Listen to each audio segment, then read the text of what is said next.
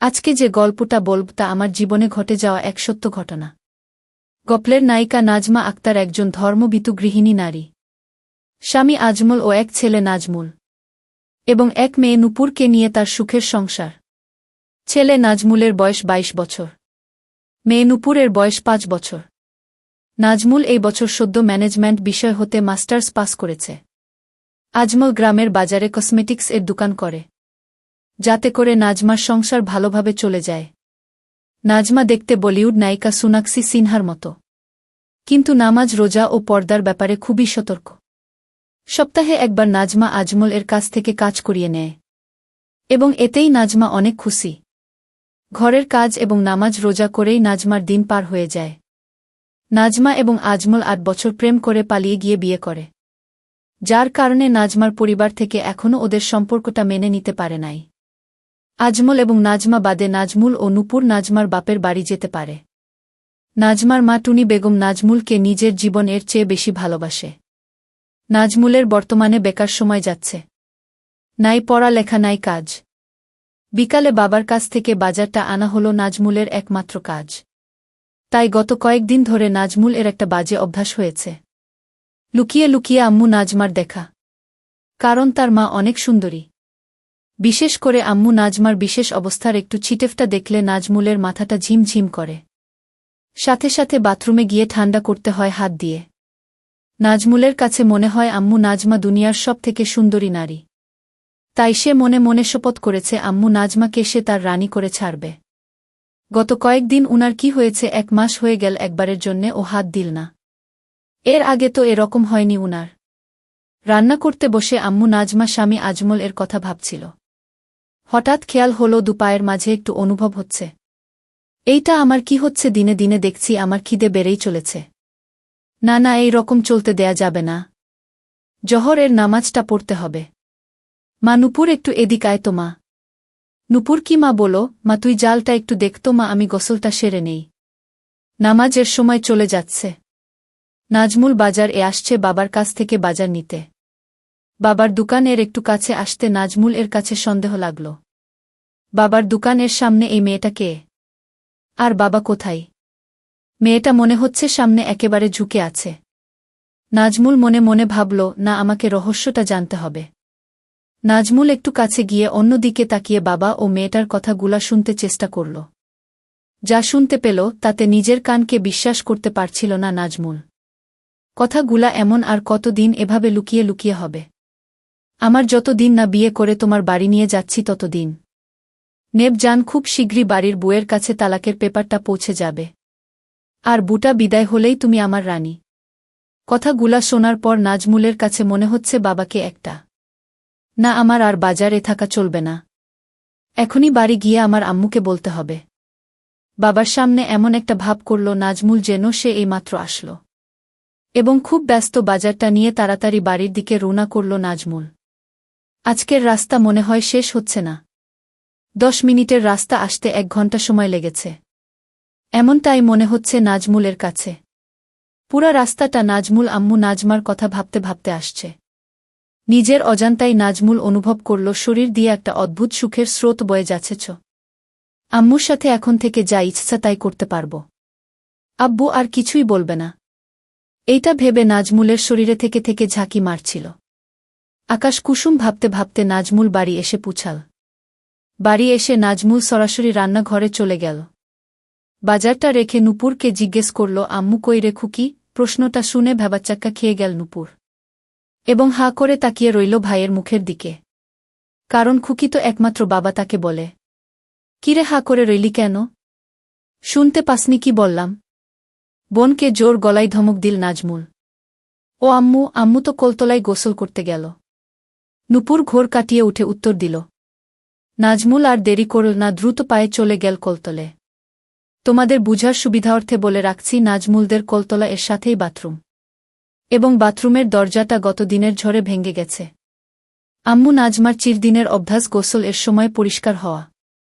নাজমা গোসলের জন্য বালতি ভরে পানি রেখে হালকা হতে বাথরুমে যায়, কোনো রকম বাথরুমের গেটে দরজাটা রেখে। এইদিকে নাজমুল কলতলার গেটে আসতেই দেখল একটা জাত সাপ দাঁড়ায় আছে। নাজমুলকে দেখেই সাপটা ফুস করে একটা শব্দ করে দূর দিল এবং নাজমুল সাপের পিছু নিতেই সাপ বাথরুম ঢুকে পড়ল। নাজমুল বাথরুমের দরজাটা 2 হাত দিয়ে সরিয়ে আম্মু নাজমাকে দেখে স্ট্যাচু হতে গিয়ে ও হল না, কারণ তার আম্মু রূপী এই মনের মানুষটাকে এই সাপ হতে রক্ষা করতেই হবে। আম্মু আপনি একটু নড়বেন না? একদম বিচলিত না হয়ে আম্মু নাজমাকে আদেশ করল নাজমুল, এবং 2 হাতে বাথরুমের দরজাটা ধরে আম্মু এবং সাপের মাঝে ছুঁড়ে মারল। সাথে সাথে সাপটা পালিয়ে গেল। সাপের উপর হতে নজর সরিয়ে আম্মুর দিকে তাকাতেই নাজমুল দেখল আম্মু নাজমা টলে পড়ছে। হাই হাই, আম্মু তো দেখি জ্ঞান হারাচ্ছে। মনে মনে প্রমোদ গুনল নাজমুল, আজকে যে গল্পটা বলব তা আমার জীবনে ঘটে যাওয়া এক সত্য ঘটনা। গল্পের নায়িকা নাজমা আক্তার একজন ধর্মভীতু গৃহিণী নারী। স্বামী আজমল ও এক ছেলে নাজমুল এবং এক মেয়ে নূপুরকে নিয়ে তার সুখের সংসার। ছেলে নাজমুলের বয়স 22 বছর, মেয়ে নূপুরের বয়স 5 বছর। নাজমুল এই বছর সদ্য ম্যানেজমেন্ট বিষয় হতে মাস্টার্স পাস করেছে। আজমল গ্রামের বাজারে কসমেটিক্স দোকান করে, যাতে করে নাজমার সংসার ভালোভাবে চলে যায়। নাজমা দেখতে বলিউড নায়িকা সোনাক্ষী সিনহার মতো, কিন্তু নামাজ, রোজা ও পর্দার ব্যাপারে খুবই সতর্ক। সপ্তাহে একবার নাজমা আজমল কাছ থেকে কাজ করিয়ে নেয় এবং এতেই নাজমা অনেক খুশি। ঘরের কাজ এবং নামাজ রোজা করেই নাজমার দিন পার হয়ে যায়। নাজমা এবং আজমল 8 বছর প্রেম করে পালিয়ে গিয়ে বিয়ে করে, যার কারণে নাজমার পরিবার থেকে এখনও ওদের সম্পর্কটা মেনে নিতে পারে নাই।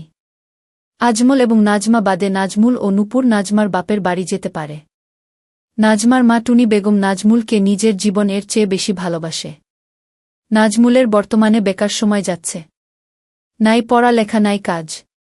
বিকালে বাবার কাছ থেকে বাজারটা আনা হলো নাজমুলের একমাত্র কাজ। তাই গত কয়েকদিন ধরে নাজমুল একটা বাজে অভ্যাস হয়েছে, লুকিয়ে লুকিয়ে আম্মু নাজমার দেখা। কারণ তার মা অনেক সুন্দরী। বিশেষ করে আম্মু নাজমার বিশেষ অবস্থার একটু ছিটেফটা দেখলে নাজমুলের মাথাটা ঝিমঝিম করে। সাথে সাথে বাথরুমে গিয়ে ঠান্ডা করতে হয় হাত দিয়ে। নাজমুলের কাছে মনে হয় আম্মু নাজমা দুনিয়ার সব থেকে সুন্দরী নারী। তাই সে মনে মনে শপথ করেছে আম্মু নাজমাকে সে তার রানী করে ছাড়বে। গত কয়েকদিন উনার কি হয়েছে, 1 মাস হয়ে গেল একবারের জন্যে ও হাত দিল না। এর আগে তো এরকম হয়নি উনার। রান্না করতে বসে আম্মু নাজমা স্বামী আজমল কথা ভাবছিল। হঠাৎ খেয়াল হলো দুপায়ের মাঝে একটু অনুভব হচ্ছে। এইটা আমার কি হচ্ছে? দিনে দিনে দেখছি আমার খিদে বেড়েই চলেছে। না না, এই রকম চলতে দেয়া যাবে না। জহরের নামাজটা পড়তে হবে। মা, নূপুর একটু এদিক আয় তো মা। নূপুর, কি মা? বলো মা, তুই জালটা একটু দেখতো মা, আমি গোসলটা সেরে নেই। নামাজের সময় চলে যাচ্ছে। নাজমুল বাজার আসছে বাবার কাছ থেকে বাজার নিতে। বাবার দোকানের একটু কাছে আসতে নাজমুল কাছে সন্দেহ লাগল। বাবার দোকানের সামনে এই মেয়েটা কে? আর বাবা কোথায়? মেয়েটা মনে হচ্ছে সামনে একেবারে ঝুঁকে আছে। নাজমুল মনে মনে ভাবল, না, আমাকে রহস্যটা জানতে হবে। নাজমুল একটু কাছে গিয়ে অন্যদিকে তাকিয়ে বাবা ও মেয়েটার কথাগুলা শুনতে চেষ্টা করল। যা শুনতে পেল তাতে নিজের কানকে বিশ্বাস করতে পারছিল না নাজমুল। কথাগুলা এমন আর কতদিন এভাবে লুকিয়ে লুকিয়ে হবে? আমার যতদিন না বিয়ে করে তোমার বাড়ি নিয়ে যাচ্ছি ততদিন। নেব জান, খুব শীঘ্রই বাড়ির বউয়ের কাছে তালাকের পেপারটা পৌঁছে যাবে। আর বুটা বিদায় হলেই তুমি আমার রানী। কথাগুলা শোনার পর নাজমুলের কাছে মনে হচ্ছে বাবাকে একটা না, আমার আর বাজারে থাকা চলবে না। এখনই বাড়ি গিয়ে আমার আম্মুকে বলতে হবে।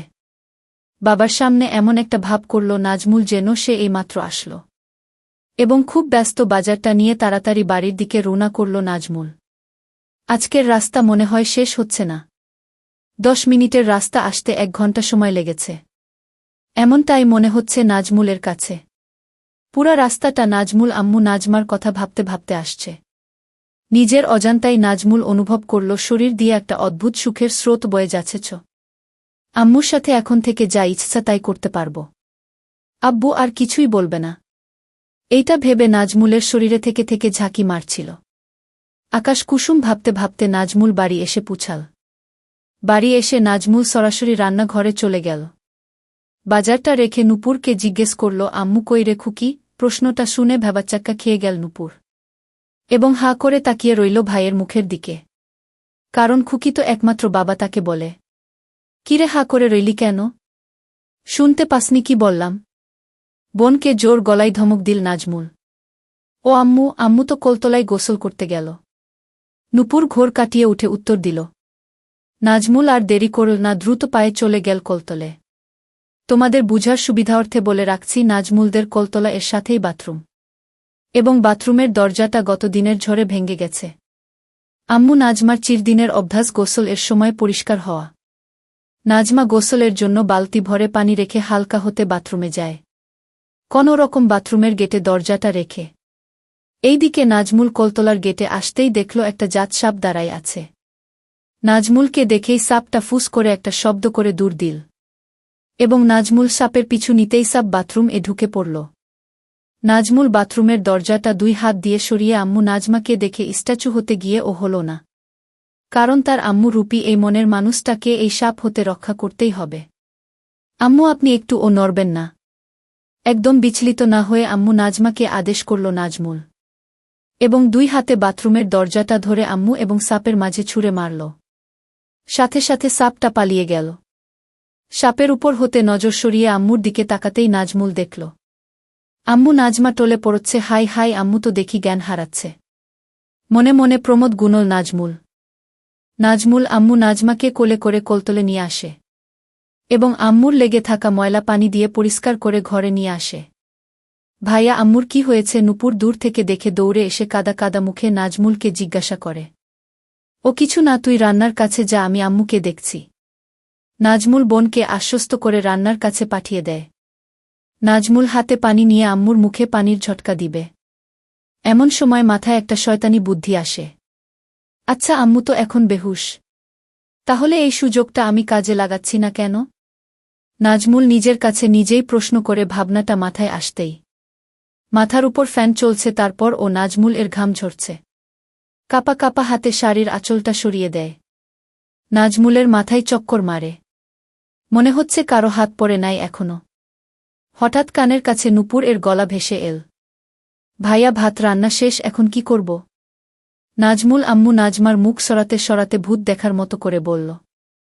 তুই এখানে আসছিস কেন? ওখান থেকে বললেই তো পারতি। তুই রান্না ঘরে গিয়ে মাছটা কাট, গিয়ে আমি আসছি। নাজমুল ভাবল না আর এটাকে দীর্ঘায়িত করা যাবে না। এখনই আম্মুর জ্ঞান ফেরাতে হবে। তার আগে আমার জন্মস্থান এবং আমার স্বর্গটা একটু দেখে নেই। কাপা কাপা হাতে নাজমুল আম্মু নাজমা আবার সব ঠিক করে দিল। নাজমুল, ঘুমন্ত আম্মুকে আমি চাই না। আমি খাব, আমার জাগ্রত আম্মুকে চাই। মুখে পানির ছিটা লাগতেই আম্মু নাজমা চিৎকার দিয়ে বলে উঠল, সাপ! সাপ চলে গেছে আম্মু, আপনি এখন ঘরে আমার কাছে। এই যে দেখেন, বলতে বলতে নাজমুল আম্মু নাজমাকে কাছে টেনে ধরল। নাজমার স্বাভাবিক হতে 3 থেকে 4 মিনিট সময় লাগল। এবং নাজমুল এই সুযোগে আম্মুকে ধরে রাখল। আম্মু নাজমা মনে মনে ভাবল, বিষয়টা বাড়াবাড়ি হয়ে যাচ্ছে। বাবু, আমার খুব ক্লান্ত লাগছে। আমাকে একটু একা থাকতে দে এখন। ঠিক আছে আম্মু, আপনি রেস্ট নিন, আমি রান্নাটা দেখছি। আর একটু পরে উঠে গোসল করে খেয়ে নিবেন। আম্মু নাজমাকে ঘরে একা ছেড়ে নাজমুল রান্নাঘরের দিকে চলে গেল। কি হতে কি হয়ে গেল আমার! যেই আমার স্বামী ছাড়া আর কাউকে কোনোদিন দেখতে দিলাম না, আজকে আমার কোনো পাপের কারণে এত বড় সর্বনাশ হয়ে গেল। আমার ছেলে সব দেখে নিয়েছে। হে মালিক, তুমি আমার মরণ দিচ্ছ না কেন? আমি এখন এই পোড়া মুখ নিয়ে ছেলের সামনে যাব কি করে? ছেলের কথা মনে পড়তেই লজ্জায় কুঁকড়ে গেল আম্মু নাজমা। না জানি কোথায় হাত দিয়েছে। আচ্ছা, ছেলেকে আমি দোষ দিচ্ছি কেন? আমার বাবুর তো আর কোন দোষ নাই। ও তো আমাকে সাপের হাত থেকে রক্ষা করেছে। মনে মনে ছেলের প্রশংসা করতেই গর্বে বুকটা ভরে গেল আম্মু নাজমার। ছেলেটা আসলেই আমাকে অনেক কেয়ার করে। ও ওর বাবার মতো না। ও একদম আলাদা। ওর বাবাটা যদি ওর মতো হতো। একটা গভীর নিঃশ্বাস ফেলল আম্মু নাজমা। যাই হোক, অনেক পাপ লেগে গেছে। যাই গিয়ে গোসল করে নামাজ পড়ে আমার মালিকের কাছে ক্ষমা প্রার্থনা করি। মনে মনে কথাগুলা ভাবতে ভাবতে তড়িঘড়ি করে বিছানা থেকে নেমে পড়ে আম্মু নাজমা। দরজার কাছে গিয়ে পা দুইটা যেন অবশ হয়ে আসল। আম্মু নাজমার ছেলে যে তার সামনে রান্নাঘরে বসে এই দিকে ফিরে তরকারি কাটছে।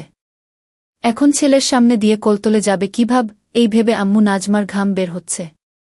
তবুও যে আমাকে যেতেই হবে, আমাকে পবিত্র হয়ে আমার মাওলার হুকুম পালন করতে হবে। এবং আমাকে ক্ষমা প্রার্থনা করতে হবে। ভাবতে ভাবতে বড় একটা ঘোমটা টেনে দ্রুত পায়ে কোলতলে চলে গেল আম্মু নাজমা। রান্নাঘরে বসে ঘোমটা দেয়া আম্মুর দ্রুত চলে যাওয়ার দৃশ্য দেখতে দেখতে নাজমুল মনে মনে হাসতে হাসতে ভাবল, আমার আম্মুর লজ্জা দিন দিন বেড়েই চলেছে। খুকি, আমার তরকারি কাটা শেষ। তুই তরকারিটা কষিয়ে নিয়ে ভাজি করা মাছটা দিয়ে ঝোল রান্না করিস। আমি বাবার সাথে ফোনে কথা বলে আসি। হ্যালো আব্বু, আজকে আপনাকে একটু আগে আসতে হবে। কারণ দুপুরে আম্মু একটা জাত সাপ দেখে খুব ভয় পেয়েছে, তাই আম্মুকে একটু কেরামত আলী মাওলানার কাছে নিয়ে যেতে হবে। কলতলার কাছে গিয়ে ফোনে লাউডস্পিকার দিয়ে আব্বুকে কথাগুলা এক নিঃশ্বাসে বলে ফেলল নাজমুল। তোর মা মরুক, তাতে আমার কিছু আসে যায় না। তোর আম্মু তুই নিবি না কি করবি সেটা তোর ব্যাপার। আমাকে এই সব আলতু ফালতু ব্যাপার নিয়ে ডিস্টার্ব করবি না। এখন বড় হয়েছিস, সংসার মা বোনকে একটু সামলাতে শেখ। আমাকে আমার মতো ছেড়ে দে তোরা। আর হ্যাঁ, কাল থেকে তুই দোকানে বসবি। কথাগুলা খুব রাগের সুরে বলল আব্বু আজমা। কাল থেকে পারব না, কারণ কাল আমার একটা গুরুত্বপূর্ণ কাজ আছে। তবে পরশু দিন থেকে বসব। আর হ্যাঁ, এখন থেকে আম্মু এবং নূপুরের সব দায়িত্ব আমার। বলেই ফোনটা কেটে দিল নাজমুল। আম্মু নাজমা গোসল শেষে বাপ বেটার ফোন আলাপ মন দিয়ে শুনছিল। ফোন আলাপ শেষ হতেই বড় করে ঘোমটাটা টেনে দিয়ে দ্রুত পায়ে ঘরের দিকে যাচ্ছিল আম্মু নাজমা। আম্মু নাজমা ভারী হওয়ায় আম্মু নাজমার দ্রুত হাঁটার তালে তালে দুলছিল, যেটা দেখে নাজমুলের মাঝে দামামা বাজতে লাগল। আম্মু একটু দাঁড়ান তো ওখানে। কাছে গিয়ে সামনে দাঁড়িয়ে আম্মু নাজমার দুই বাহুতে হাত রাখল নাজমুল। আম্মু, আমি জানি আপনি বাবার কথাগুলা সব শুনেছেন। বলেই মাটির দিকে তাকিয়ে থাকা ঘোমটা দেওয়া আম্মু নাজমার ধরে একটু উপরে তুলে কপালে চকাস করে একটা হামি দিল নাজমুল। বাবা আর আমাদের আগের মতো ভালোবাসে না আম্মু। বাবা এখন শুধু আমাদের দূরে সরিয়ে দিতে চাই আম্মু। কিন্তু আপনি একটু মন খারাপ করবেন না, আমি আছি না। আমি আপনার সব কষ্ট দূর করে দেব আম্মু। এখন থেকে আপনার এবং নূপুরের সব দায়িত্ব আমার। কথাগুলা আবেগী সুরে বলেই আম্মু নাজমাকে কাছে টেনে নিল নাজমুল। কত সময় এভাবে দাঁড়িয়ে ছিল মা ছেলে। আম্মু নাজমা বা নাজমুল কেউই বলতে পারবে না। ভাইয়া সব কিছু রান্না শেষ। হঠাৎ নূপুর এর কোথায় সম্বিত ফিরে পেল আম্মু নাজমা এবং নাজমুল। এক প্রকার অনিচ্ছা শর্তে আম্মু নাজমা ছেলের বাহুডোর থেকে ছাড়া পায়। হিতাহিত জ্ঞান প্রায় ভুলতে বসেছিল আম্মু নাজমা। সম্বিত ফিরে পেতেই এক রাস আম্মু নাজমাকে ঘিরে ধরল। ছি, আমার ছেলে আমাকে এভাবে ধরে। ছি, আমি আর ভাবতে পারছি না। এক প্রকার দৌড়ে ঘরে গিয়ে নামাজ দাঁড়িয়ে পড়ল আম্মু নাজমা। আম্মু, মাগরিবের নামাজের পরে রেডি থাইকেন। আপনাকে নিয়ে একটু কেরামত আলী মাওলানার কাছে যাব। আম্মু নাজমার দৌড়ে পালানোর দৃশ্য দেখতে দেখতে মুচকি হেসে বলল নাজমুল। ভাইয়া খেতে আস, আম্মু ডাকে। আসছি। নাজমুল এর ঘর থেকে উত্তর দেই নাজমুল। আম্মু, তাড়াতাড়ি খেয়ে ঘুমিয়ে পড়ো, আমি আর তোমার ভাইয়া একটু হুজুরের কাছে যাব। খেতে খেতে মেয়ে নূপুরকে তাগাদা দেই আম্মু নাজমা। বাড়ির বাইরে কোথাও যেতে চায় না আম্মু নাজমা। কিন্তু কেরামত আলী মাওলানার কাছে যেতে কখনো না করে না। নাজমুলদের বাড়িতে সবাই মাটিতে বসে খায়। আম্মু নাজমা এবং নাজমুল মুখোমুখি বসে খাচ্ছে। ঝুঁকে মাটিতে বসে খাওয়ার জন্য আঁচলটা একটু গেছে। আম্মু কি বোরখা পরে যাবেন? ইঙ্গিতটা আম্মু নাজমা বুঝতে পারে। তাড়াতাড়ি আঁচল ঠিক করতে করতে, না বাবা, বোরখা পাব কোথায়? তোর বাপ কি আর বোরখা কিনে দিয়েছে আমাকে? আগের বোরখাটা ছিঁড়ে যেতেই কতবার বললাম একটা বোরখা কিনে দাও। দিল না, কিনে তার নাকি টাকাই থাকে না। অনুযোগের সুরে বলল আম্মু নাজমা, গু আমি কিনে দেব। আজকে শাড়ি পরেই চলেন। আম্মু নাজমার অপাদ মস্তক দেখতে দেখতে বলল নাজমুল। খাওয়া দাওয়ার পাট চুকিয়ে নিয়ে নাজমুল তার নিজের ঘরে এসে রেডি হয়ে নিল। আম্মু নাজমা মেয়ে নূপুরকে ঘুম পাড়িয়ে রেখে আয়নার সামনে দাঁড়িয়ে চোখে একটু কাজল দিয়ে নিল। আর একটু আতর মেখে নিল। এই আতর আর কাজল ছাড়া কোনো প্রসাধনী ব্যবহার করে না আম্মু নাজমা। আম্মু নাজমা দরজার শিকল টেনে তালাটা লাগিয়ে ঘুরতেই দেখল নাজমুল ভ্যাবলার মতো হা করে তাকিয়ে রয়েছে। একেবারে অপ্সরীর মতো লাগছে আম্মু নাজমাকে। নিজের নিয়ন্ত্রণ হারিয়ে ফেলেছে নাজমুল। মনে মনে ভাবল, আজ যেভাবেই হোক আম্মুকে কাজ করে দিতে হবে।